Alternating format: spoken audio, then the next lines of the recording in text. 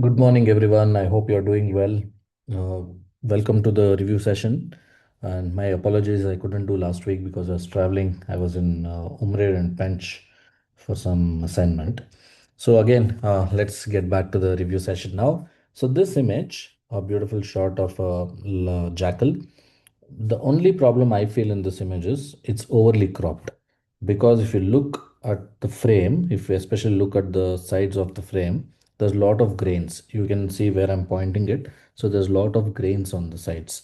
And also this part, the face, looks a bit softer because it's highly cropped. One thing we'll have to realize while processing is, when you want to make tight portraits, it is always better to get them as close as possible in the camera itself.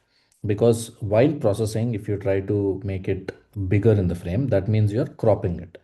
So when you're cropping it, the pixels are being lost. So the more the pixels you're losing, the details are being lost. So that's the reason for tight portraits, try to, as much as possible, try to get it in the camera itself. A nice shot again. Beautiful image, nice action captured. The nice tongues were very nicely captured. But I feel the focus has slightly more on the back than the trunk or the eyes. So it could be due to the focus shift while shooting. So what happens is every shot you take wouldn't be sharp when, especially in burst mode, because the focus keeps moving with our handshake also. So even though it shows exactly where the focus point of is fallen. So a lot of people ask me, the camera's focus point is showing on the subject, why isn't it focus? The camera feels, so this means, the meaning of that is, the camera feels that this is where it has focused, but during the movement, no, there might be a slight shake and something else could have been in the thing. So it's not accurate that just because it shows you after the shot where the focus point has been fallen, that image is not. That is generally happens in when you're shooting in burst mode. When you say take 10 images, I think 7 images would be sharp and the rest three would be slightly off. Also, another thing what I would do here is I would work on the tint section. So I feel there's a lot of green cast, so I'll move it towards the magentas. A nice image, but unfortunately the subject is way too small than the clutter. So what I would have done is probably tried to go much more closer to the subject. If it was something which was non-cluttered, then the subject keeping small also would have been prettier. Say like flowers, or say like small twigs or something. But this is too much. So as soon as I look at, my eyes are going to the clutter than the bird. While post-processing, nicely post-processed, you can slightly reduce the shadows so that you have only the silhouette of the hornbill. One thing you'll have to really check immediately is the dust spots on the sensor. Please send it to the service. So all these spots on the right hand side and this one, all these other dust spots on the sensor. So you'll have to get it removed. If you put it to service and ask them to do sensor cleaning, they'll do it for you. Nice shot, nice high key try, executed also well, but I would have preferred a shot of this much. So if you look at the frame, so I would have made a shot like this, probably this much.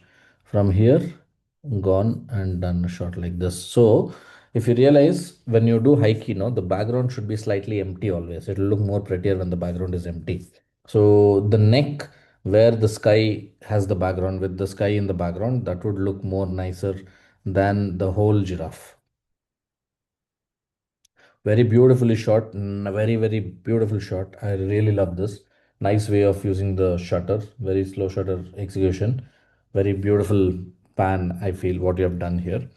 The only thing is the horizon is slightly tilted to the right. You can straighten it up and probably add some more vibrance to it. But I think fantastic image. Nice shot. The only thing I would do is lift up some shadows on the chest, so these areas will be also visible properly, this the eye area and the chest area of the bee eater.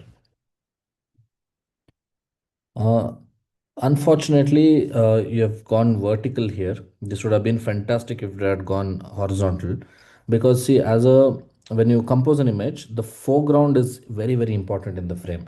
It's not only the top of the subject. Especially in every frame, you should have a ratio of 30 foreground, then your subject, and the rest of the background, because this feels too edge to the frame. Nice capture, nice expression taken. I would slightly crop it from this corner, bring it probably till here, and then compose a frame. Also, while shooting, again, some more foreground to be given here, and some more space on the right hand side to be given here. Nice habitat shot. Again, foreground issue. Apart from foreground, I think it's very beautiful. You can do just the background select while using the background option in masking and slightly cut down the highlights. So the water, wherever it's blown out, will look a little better. Nice shot, but again, foreground is missing. The foreground should be more in this kind of images because see, if as I look my image, if I open this photo now, my eye doesn't directly go to the leopard. My eye somewhere falls here. We are also used to looking for frames somewhere here. So it goes like that. So that is why it's very important to have the foreground also given. So if you had more foreground, your leopard would have been somewhere here. And this is nothing like which is adding value to your frame, right? So it's just a clutter of trees. So this doesn't add any value to the frame. So when there's nothing which is significantly adding value to the frame, no point in having it so much in the frame. Very nicely shot. Very good use of exposure and settings. What I would do is probably make a more tighter shot here. Probably something like this of only this peacock. This peacock is anyways, the head is bent, nothing impressive. So probably a very tight shot of this peacock, something like this. Or another option you could have done is if you had gone horizontal, you would have got this peacock more prominently. Very nicely shot, just that it's a little too over contrast, I feel, and the highlights are more. So please reduce the highlights.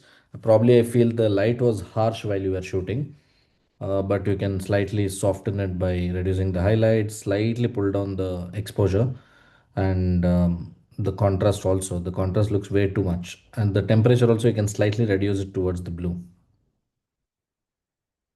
Nice shot, but lot of grains here. So if you look at the squirrel, there's lot of grains. The background has lot of grains.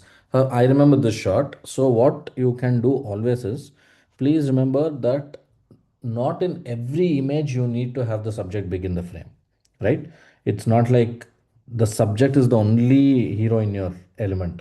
So for this shot, I remember there's a lot of orange leaves around, green leaves around. So here probably you can zoom out by another 100 mm and then compose an image. So I think this is cropped heavily while processing.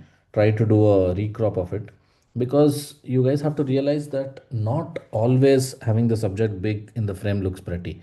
A lot of times having subject small with the other supporting elements around it makes it more prettier. That is what we generally call it as animals in habitat. Nice shot, slightly underexposed so that this part would have one side lighting. Apart from that, it's beautiful. Again, a heavy crop, I feel too much cropped. I can see a lot of grains on the leopard's face, on the greens, everywhere here. I can see a lot of grains. Probably denoise is one option. The second thing, unfortunately, this is not a great photo of for you just to make a story called as peeping, something like peeping Tom or something. But I think the focus has fallen more on this tree bark than the leopard. Here, using manual autofocus point is really helpful. So not with tracking. So because with tracking, what happens? It will catch this because the subject is small in the frame and this one. Also remember the just because your camera has eye tracking enabled, your camera will always not focus the subject because it depends on the size of your subject in the frame. End of the day, it's AI. So if the subject size is probably around 50-60%, then it will catch it easily, or else it will try to catch the face or something. In this kind of situation where you were far away, probably it would be thinking this is more contrasty and this is the subject. What you could ideally do is go to your settings, autofocus point selection, turn off the eye tracking. Let's do the traditional old way, DSLR way, using focus point, which is in our control, single point focus. Bring it on the leopard and then shoot an image. Also, I see a little bit of green cast can be removed by using the tint slider. Nice shot. The first thing I catch is the focus is on the nose and not on the eye. The eye looks very softer. This part looks more sharper, and the sambar also looks more sharper than the face of the eye of the tiger. Also on this side, I would have more space because I feel the tail is being cut. And also the foreground. Never forget foregrounds, guys. This is very, very important. Very beautifully shot image, superb image. I think I would call this the picture of the week. Very, very pretty. Nicely shot. Like I was telling, not always you need to have the subject big in the frame. Here, see, if I had just shot this leopard this much by zooming in, it would have been a leopard on just one cement block, but it wouldn't tell you the magnitude of this image. Imagine the forest behind, the sky, then the watchtower, the height of the watchtower. The leopard looks so small in the frame, right? So this is what is, we call it as animals in habitat, a pure animal in habitat shot. Extremely gorgeous image. The only thing what I do is I lift up some shadows so this area details also will be seen. Very nicely shot, very beautiful. Nothing much to review in this. Gorgeously shot, very nicely done. Nice details captured right from the face till the colors on the wings, everything. Very nicely shot. Good exposure control also, very nicely done. You have done a great job by overexposing this image. I'm getting this. Nice shot. For extremely tough bird to capture the wobblers. Very nicely done. But the image is slightly overexposed. If you look at these areas, the neck, it's blown out.